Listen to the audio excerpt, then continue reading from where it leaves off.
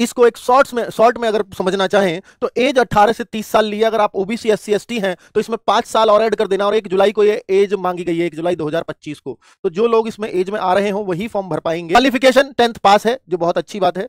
Exam pattern GS के 100 question है मात्र, ना यहाँ मैथ की जरूरत है ना यहाँ रीजनिंग की जरूरत है। पता है पेपर यानी कल से ही फॉर्म स्टार्ट हो गए। इससे पता लगता है कि कोई शॉर्ट नोटिस नहीं, जिस दिन नोटिफिकेशन आया उसी 28 मिनट में लड़कों के लिए रनिंग है और 16 मिनट में लड़कियों के लिए। लड़कों को 4800 मीटर दौड़ना होगा, लड़कियों को 2400 मीटर। और मेल की हाइट 160 सेंटीमीटर है, हालांकि एसटी कैटेगरी के लिए 168 सब मेल के लिए है और 160 है एसटी कैटेगरी के मेल के लिए।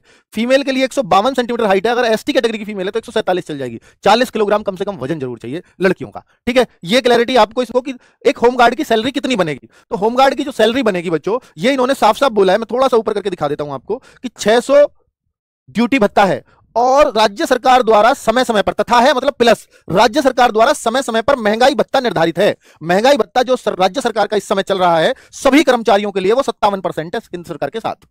अब आप सोचिए कि 600 रुपए तो उसके फिक्स हैं, 600 का 57% उसको और मिलेगा। और ये जो महंगाई भत्ता है ये हर 6 महीने में 3% 2% बढ़ता ही है, ठीक है।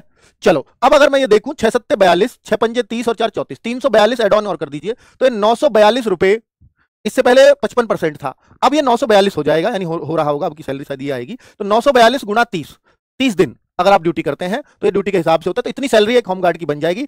3 दूनी 6, 3 चौके 12 और 3 नाम 27 और एक 28,260 रुपए सीधी सीधी परफेक्ट सैलरी, अगर आपको 30 दिन की सैलरी मिलती है तो।